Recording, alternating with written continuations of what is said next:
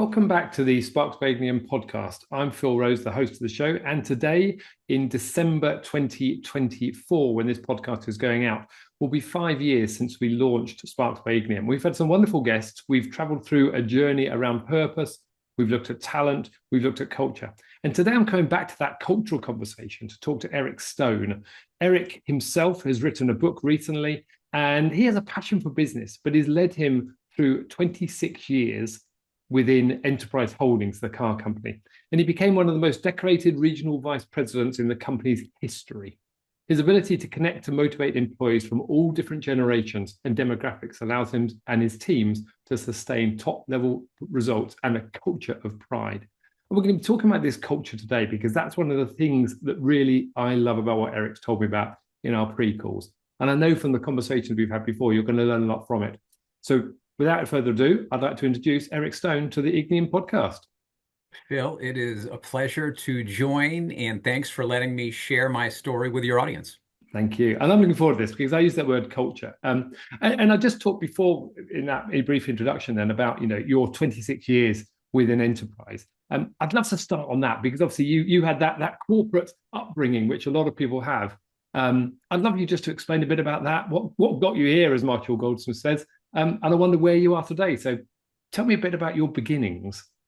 So, well, listen, I was always fascinated with business. I always knew I wanted to be in business. I went to college to study business, and I got really lucky. I mean, honestly, I wanted to be in the sports world because I love leadership. I love sports. I wanted to do something there. And I fell onto a company at that time was called Enterprise Rent-A-Car, Yeah. where I was one of four employees starting entry level within a corporation and slowly grew with the company, as you stated, almost 26 plus years of taking on different opportunities and challenges and learning lots along the way.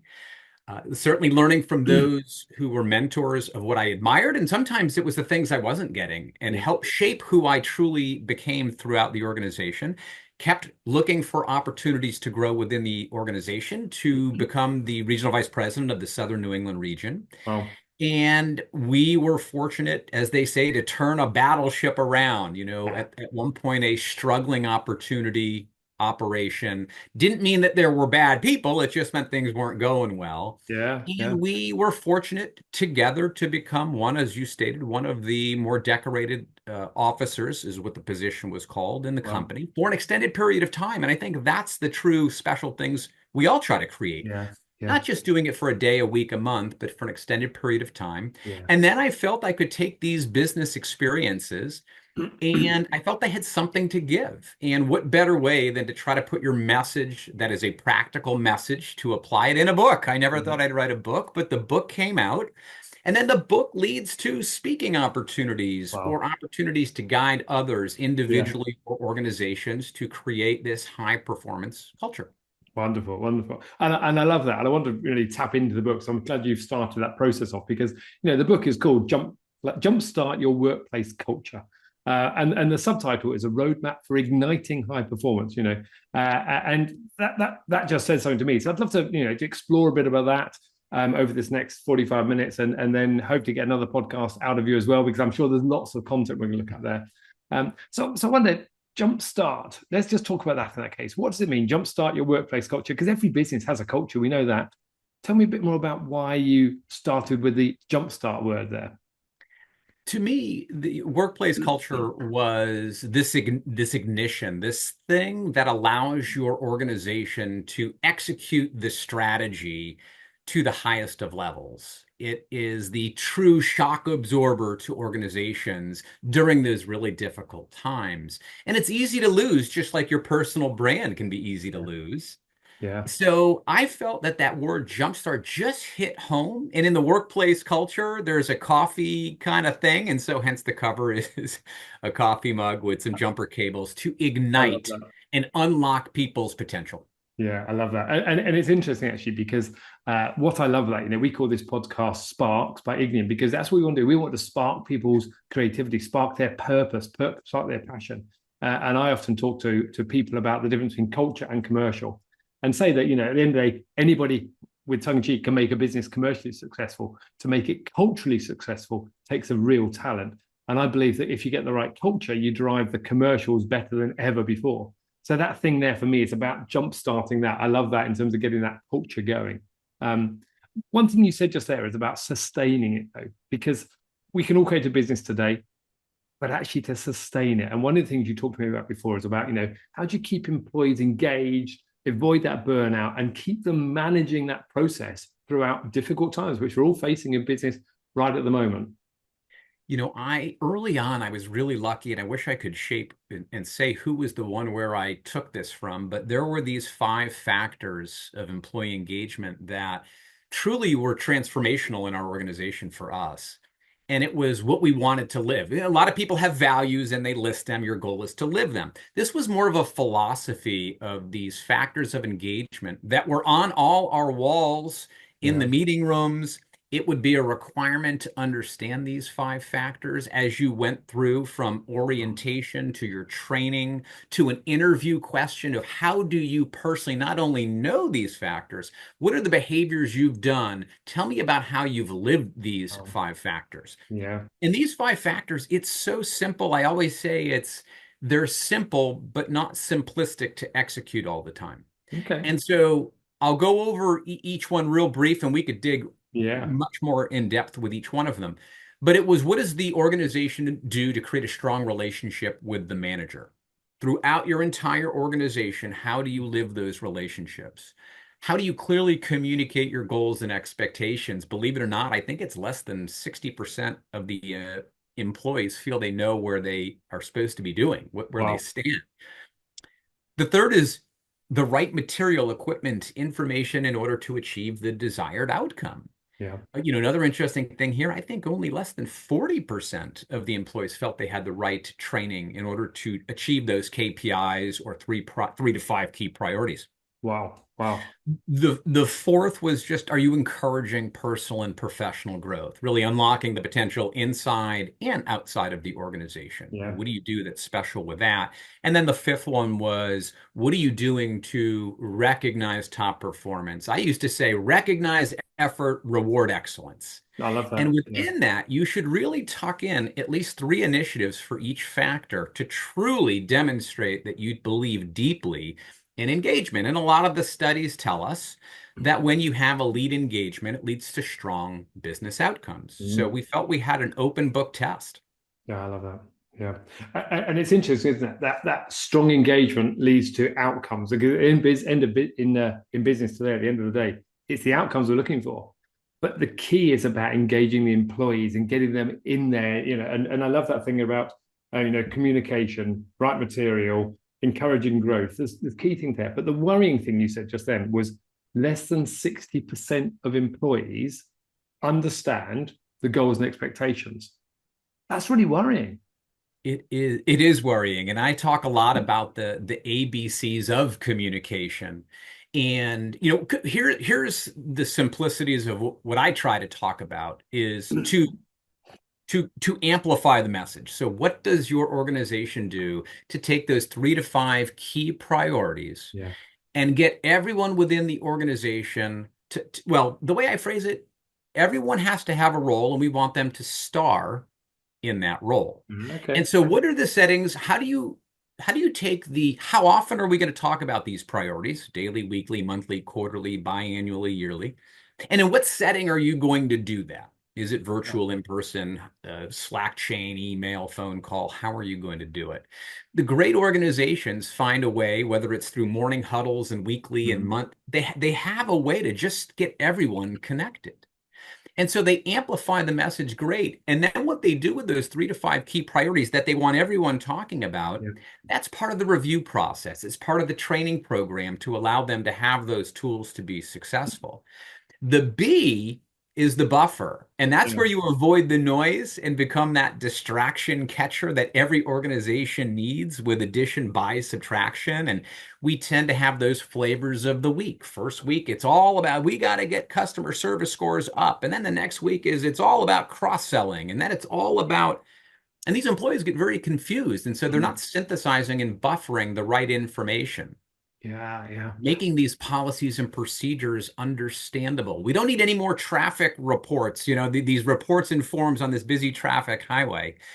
And then the C would be, no one to convey it. No one to just No. pass it along, Phil. No one to just give the friendly reminders. And when you do the buffer and convey really well, you compound the amplification. I love that. I love that. That's a great thing. So really by you say amplifying the specifics, but actually I think that thing about buffering, avoiding the noise, because actually as employees in any business, if I think about the listeners to this podcast, majority are running scale up businesses we talk about. They've got 40 to 50 employees, they're on a journey to scale, they've gone past the startup phase, they probably don't want to get to the corporate phase, but they're in that middle ground. And that's when a lot of noise starts to happen, because you've got more and more employees in the company. There's a bigger gap between the CEO and the founder and the employees on the ground. What got you here, as Marshall Goldsmith Smith said, won't get you there from an employee's mindset or from the CEO's mindset. So there's a lot of noise going around there. They've got to change their way of doing things. Yeah. And I think it's really interesting. That thing that leads on to me is about conveying it, because when to pass it on, because when it's a small business, when you started working in enterprise, there's 4 of you there, it's really easy. But as the business grows, that tension grows as well. So I wonder what things can be done to stop that noise in the organization. What needs to happen to make that come alive? Because it's very easy to say, but quite difficult to do. There's so many steps. I mean, I think one smart thing that you're mentioning with as you scale is you do have to have these culture carriers. You have to have those within your organization who will help communicate the information. For me, I had something called the think tank, which was when I would meet twice a month with a variety of managers that were hand selected. It was up to usually about six managers. They would control the agenda. We would meet, and they would tell me about all these opportunities or challenges that they're seeing. And there were a few rules. One, you had to be high performance. Okay. You had to have polite disagreement. Yeah. And you have to come up with the agendas. It's not my agenda. I need you to come up with the agenda and I'll shape it a little bit. Yeah. So it was really critical as you scale your business, you have identified these culture carriers that will help become distraction catchers, that will help be the megaphone of the message that you want. Because what happened with me is I grew, you go from one office to now you have 50. And I don't answer phones anymore, and I'm not dealing with the customers anymore, and I am very far removed. And so how do I create footprints in the snow so they could kind of act as mini me's? And that's where the training comes in. Yeah. So that's where those training processes, right material, I must supply them with the information so they can get that outcome. Yeah. And then we were 2 behavioral trainings I'd recommend everybody to have: time management with your team. And it's not only about managing your time, but the energy that goes within it. Those are really important. And how do you have difficult conversations with your employees and customers? Those are usually 2 flags that people tend to struggle with as they start to grow within a company. And as they become your distraction catchers, you really have them have an ability to really stay focused on the things that matter. Yeah, I love that. And there's a couple of things that, just rewinding what you're saying there. I love that word culture carriers. And it links into some of the work of what Jim Collins talked about with his strategy council, where he said about, as a CEO, surround yourself with those people who've got the knowledge about what's going on in the business. So you've got a very similar process, but you're running that from a cultural perspective to build that culture up in the business. And as you said, getting the think tank together to get them thinking, meeting regularly, they're creating the agenda. Just gets that you've effectively got your ear to the ground without being on the ground all the time. Yeah, you pick up the vibe. Another, and everyone talks about meetings. One of the first things I did was we called it the meeting matrix, and we looked at every meeting when I came into this new region. How many meetings do we have? A big list of them all. How long are they? What's the purpose of it? Are we getting the outcome? And anything that just wasn't driving things kind of got thrown overboard. And when you do that, or when you have a way to say an email will be a priority, and if it's a real priority, it's a phone call, where you're trying to just synthesize this stuff. So now we have less meetings. Individuals feel they have the think time, the empowerment to execute what you've come up with. There's less mass emails coming in all over the place. Yeah. It just allows people to be at their best. Yeah. And it's interesting, you use that word empowerment. I think this is one of the things that a lot of smaller business, these scale-up businesses, struggle with initially. Empowerment, because as the senior, as the founder in the business, I've always done it. It's been my way. and I've not had to delegate to anyone else. But as the business grows, I now know I have to start delegating things out, but I just don't trust you all well enough yet to give you stuff. So how do you overcome that with that empowerment when I'm a newbie CEO? I've just started my business, it's scaling. What do I need to do to really start empowering my team? So, well, first of all, you better supply some really good training. But I did this listen, observe, and learn. It was the LOL. And within that framework, it's in a sense like show, observe, and shape. And so I would go on whether I needed my team to be a practitioner of the interview process. And I wanted to sit in first, let me do the interview. Then I want to observe you doing the interview, and then we're going to shape those behaviors after the interview. That could be a sales call. That could be running a training class. And so at some point, you do have to give up the reins and allow them. That's why you hired them, and Yeah, so yeah, yeah. so to me, that kind of listen, observe, and learn, understand the challenges, truly show, observe, and shape your employees by having a presence in your key initiatives is one Mm. of the things that really was helpful. So if we came up with a new initiative, Phil, and let's say that initiative was, I don't know, maybe it's just questions to ask throughout an interview. I then am in the field witnessing it happening. Everything just starts to make sense. Yeah, I love that. And it's interesting because you're in the field, you're still doing it, but you're stepping back a little bit further to help that process run itself in that case. So I love that process. I've not heard of show, observe, shape. What a great process. And listen, Yeah. observe, learn. Love it. LOL, SOS. Perfect. Yeah. Love that. So tell me in that case. So I want to come back to the book a little bit. The book itself, that's a big step and it's a big commitment to write a book. I think you have to really have a real purpose behind it because you can't launch an endeavor to write a book without having a purpose. So I wonder, Eric, what's your purpose? What's Yeah. the reason you've done what you do now? I feel there is a really big leadership gap, Okay. and I don't feel that people have to really dislike what they do. And I tend to think that is the leader's role to create this vision. And I don't think, and listen, I have 11 nieces and nephews, 3 kids, all of them in the workplace, plus all my buddies and friends and their groups of 5. And it is a rarity where I have someone say, I love what I do. Uh, I love my boss. They are amazing what they teach me every day. And so I hear conversely the opposite. And I want to create this gap so people don't have to go home and be miserable. Bring it to their significant others. That's where this integration comes in. yeah, You need the support of people at home. My wife was critical to me staying with the company because I would share good things too. And she would be involved within the company. yeah, And so I want to try to find this leadership gap. The other reason was I felt I had a practical approach. It was not high level education speak of these big words within a book. It was this practical approach from an operator, a practitioner who interviewed and lived entry level all the way up to climbing a corporate ladder well, that people, whether you're running a team of 6 or 600, that can be used.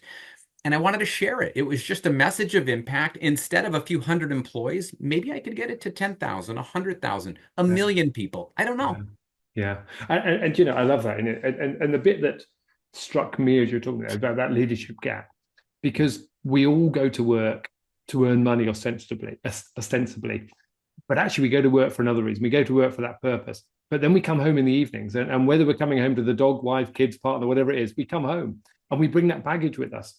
So when you're talking about the gap, the thing that I heard there was, come home happy and talk about your boss and have that supportive partner at home. And I think that's a really big part that's missing for a lot of people today, where they're going to work and they're just doing the daily grind. And actually, if someone offers us more money, they'll jump. Whereas I wonder in that case, if you're creating that purpose there, people, yes, they want to work for money, but they come to work for who you are and what you stand for a bit more as well. I wonder how that fits into your thinking.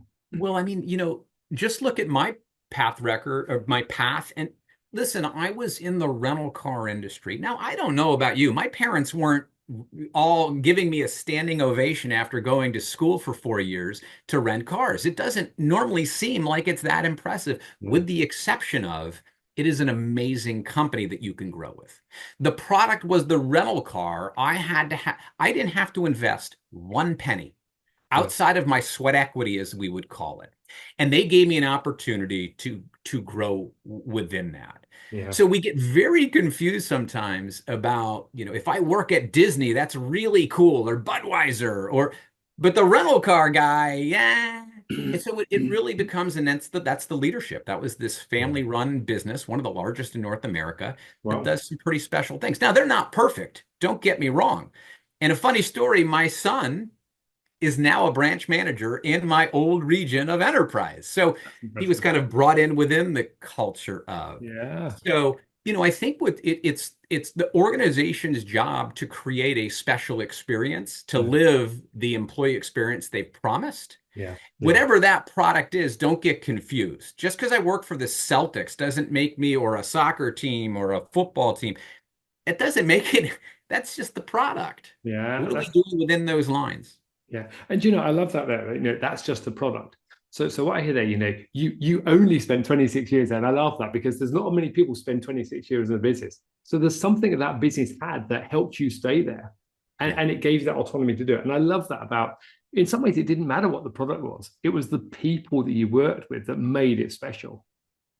Feels so important. The reason I stayed through a lot of ups and downs, and again, there were a lot of downs too, Mm. was because there were some special people that became lifelong friends. So Yeah. I'm no longer with Enterprise, but I still have lifelong friends that, like in anything, look at the military. The moment you say I'm in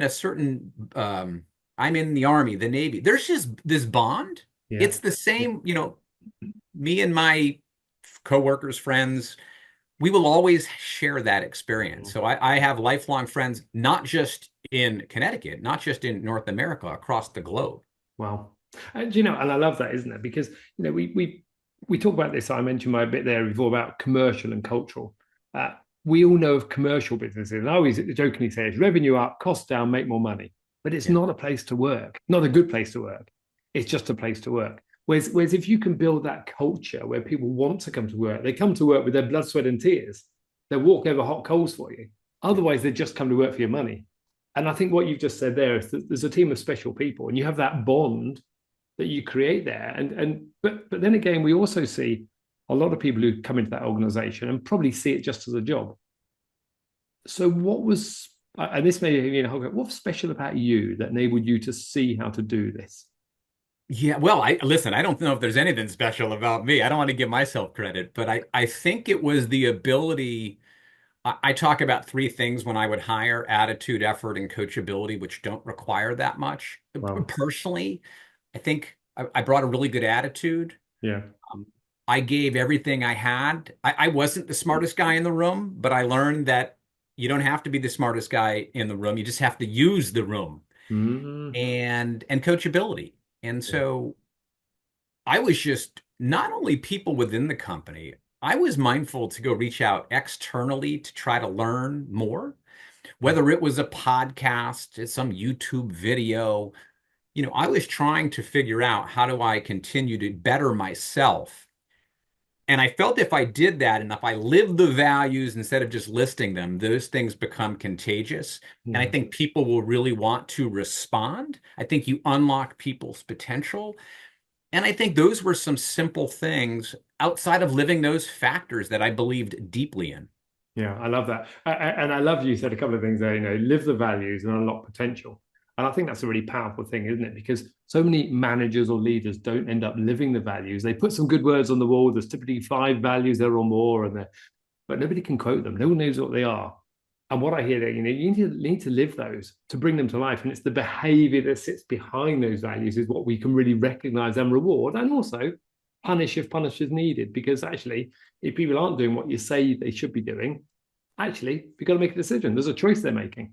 Yeah, Phil, you bring up a really important point that I want to make sure is that, well, there's a few quotes. Number one, don't mistake my kindness for weakness. So I care deeply, but we are here for a purpose. Yeah. And if we're going to unlock people personally and professionally, I personally wanted to have success inside and outside of work. And so I phrased it that I wanted to lead with high character and high standard with the Right. perfect mix of training and trust, where empathy truly meets accountability.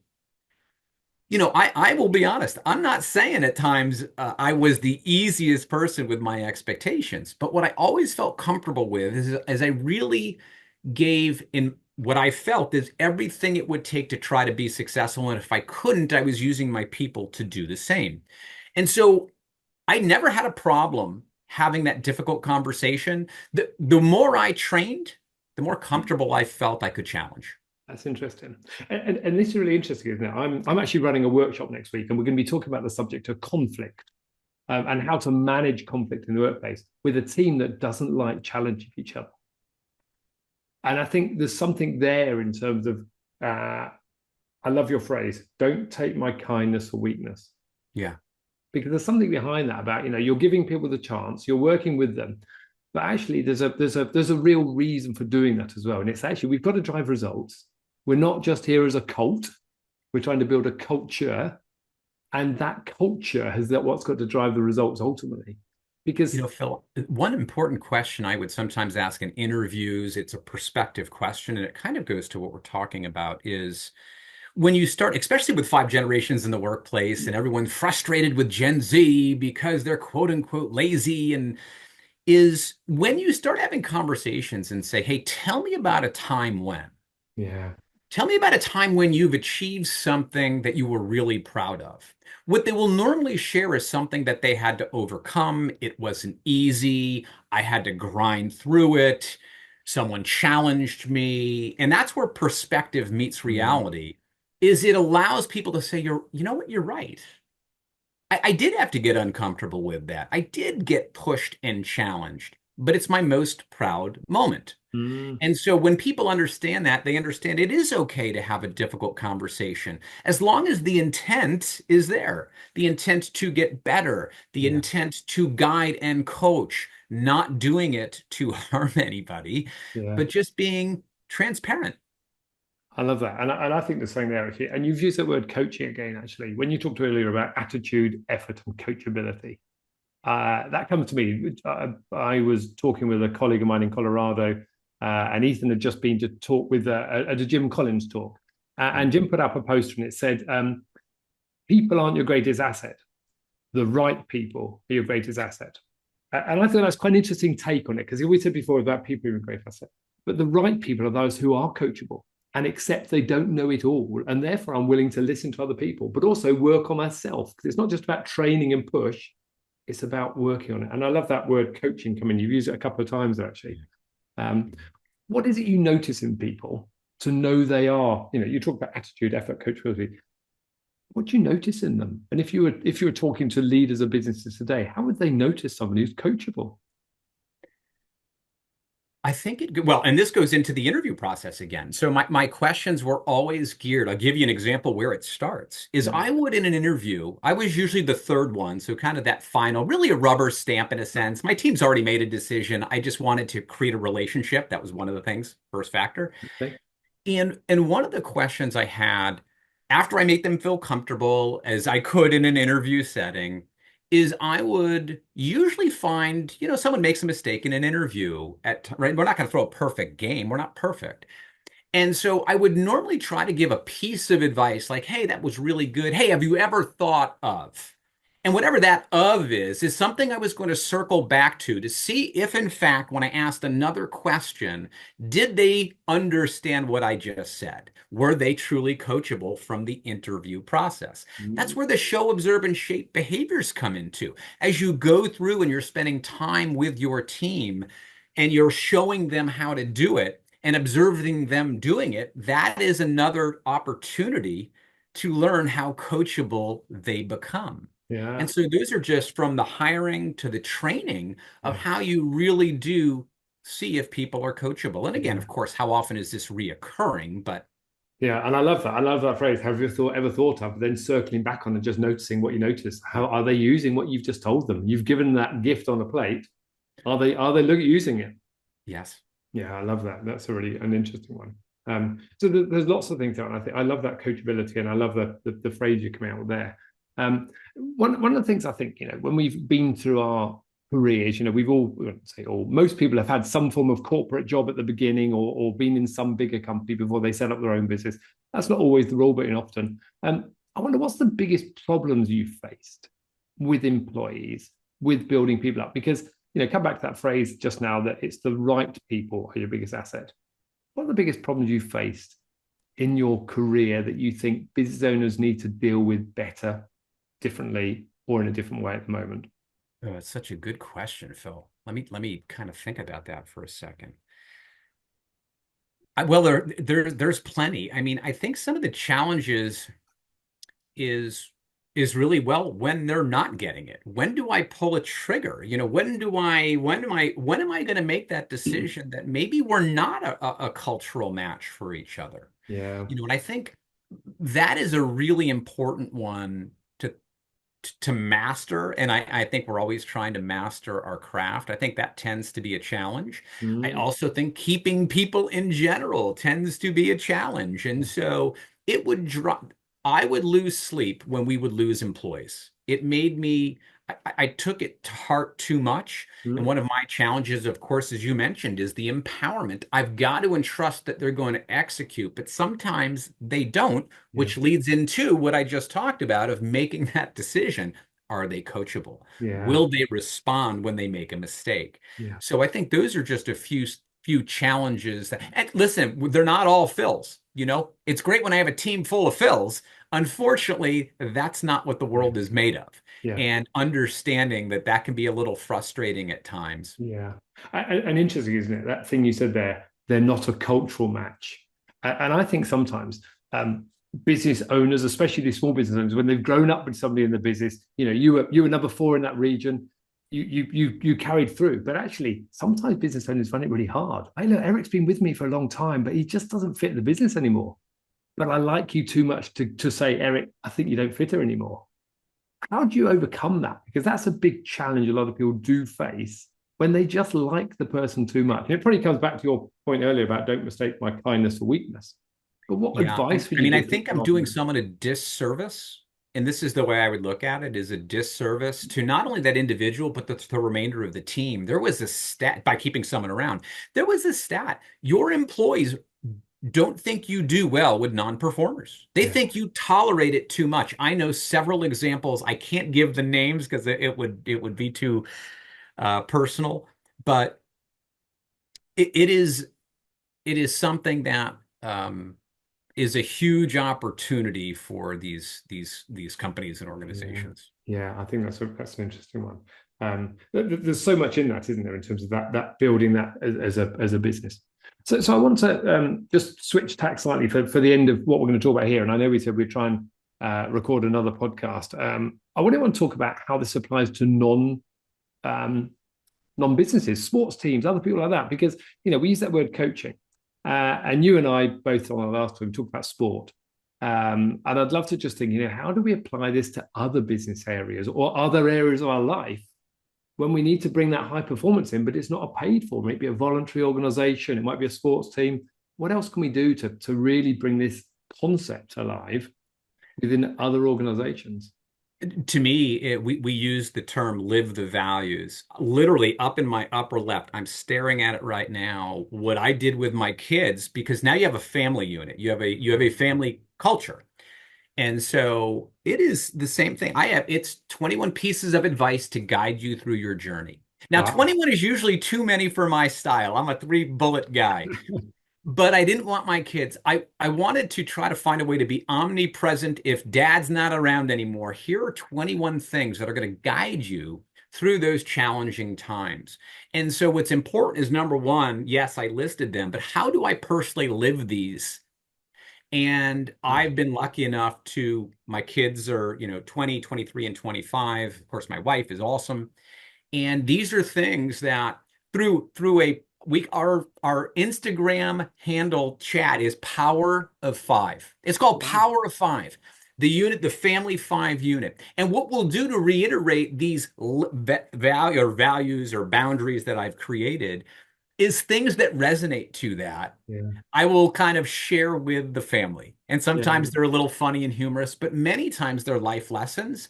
And so it's just a different approach. I'm not sitting down doing necessarily a one-on-one with my son, but we do have one-on-one time. Yeah. And so to me, it's taking that practice. That's why the fourth factor of personal and professional growth, I wanted people to, if we did time management or we looked at our financials, I wanted them to look at their home financials too.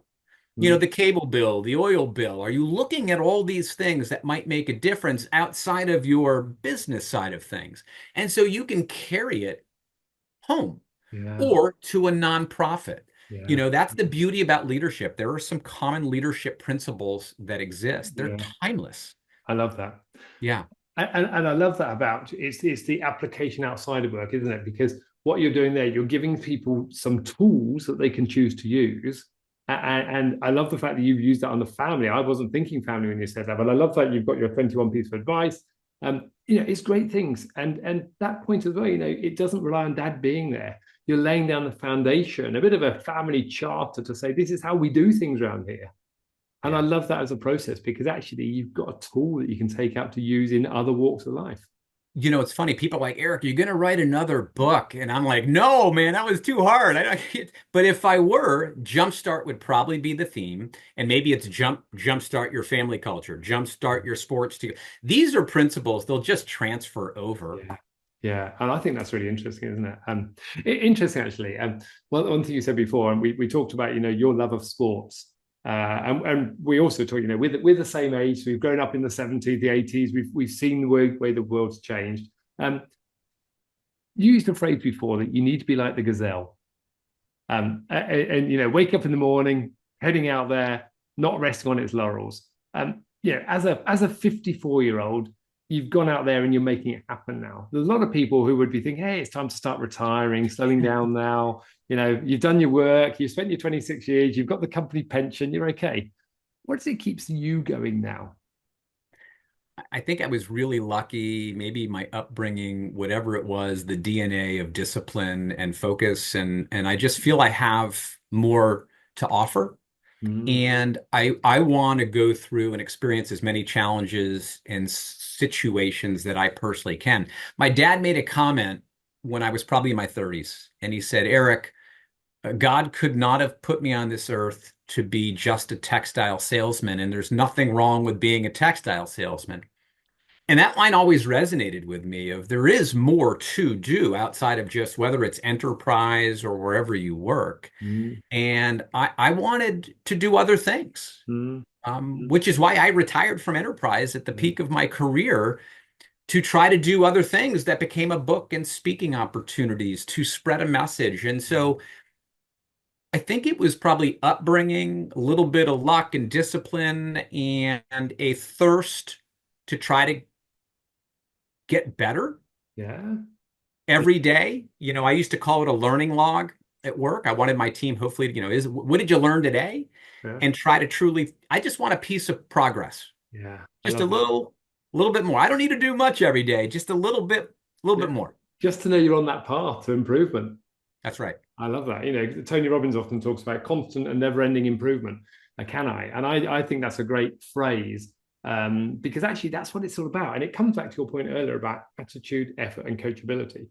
Because if I think what you've said there, you've got to have people with the right attitude, but you've got to have the right attitude. You've got to know you're putting the right effort in. And that word discipline you used just now, it's about discipline. It's doing the things consistently, is what I'm hearing from you there. And not resting on your laurels, realizing, hey, I've still got something to do in here. God didn't put me on the earth just to do X. You're doing something different. Um, It so was that's it was personally important to me, and I'm sure many others is yeah, to at least experience other things. yeah, I love that. And then that word coachability, obviously, from your perspective, you've used that time and time again in terms of that personal and professional growth. So you're always looking at learning and developing as well. Absolutely. So look, I've got one last question which I'd love to ask you on this podcast, which is, if you could go back and do it again, what would you do differently? You're going back to your career at enterprise with what you know now, what would you do differently? That is another powerful question. Well, I think we first always have to realize that the things that went wrong ended up kind of guiding us, and so it worked out okay. But listen, I needed to. I think I wish I networked a little bit better early on. That's interesting. Yeah. I wish I, reached out earlier in my career potentially to others who would be my, kind of my own little culture carriers that I could utilize, and I think I could have done a better job at that. I Wow. wish I, I wish I personally could learn to celebrate victories more. I think I fall victim sometimes being on the discipline side to make sure I celebrate some of those really special moments. I think, well, and I still struggle with that today. It's you write a book. Well, I never thought I'd write a book. That's a really, really hard thing. But that was the first marathon. Guess what? You now got to market the book. So now I just start trudging into the marketing of the book. And so I would, matter of fact, if there was just one, that's the one I'd pick. Wow. Celebrate your victories, which allows you, of course, as we all know, be in the present a little bit more. And Yeah. I am continually trying to get better at that. Yeah, I love that. I think there's a lot to be said for that, isn't it? Because we're always moving on to the next thing. We never sit down and look back and say, "Hey guys, look what I've just achieved," even for Yeah. yourself, and then move on. What a great phrase! Celebrate your victories. I think that's a wonderful mantra for a lot of people who just keep grinding away and never think Yeah. what we've just done behind us already. Um, sorry, no, it's great to you. Great to speak to you. I'm going to ask the opposite question. Where would people find the book? And you're going to say Amazon.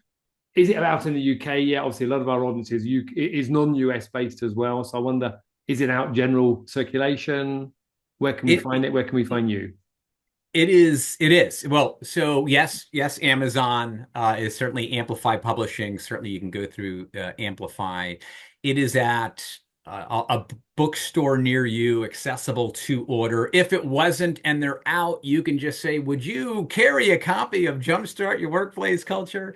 Yeah, And so it is going global. I was just in Trinidad and had an amazing experience, and we got a lot of individuals to support the book out in Trinidad. So we're trying to take this thing global. love it, love it. Well, like I say, and where would people go find Eric Stone? I think the easiest place is LinkedIn.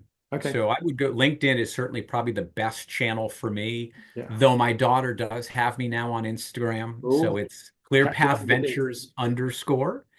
And those are probably the easiest ways to get a hold of me. Wonderful. And we'll put all those details in the show notes for anybody who's listening or watching now and driving and can't relate to this. So we'll capture those details so you can capture them later on. But Eric, it's wonderful to talk to you. Thank you.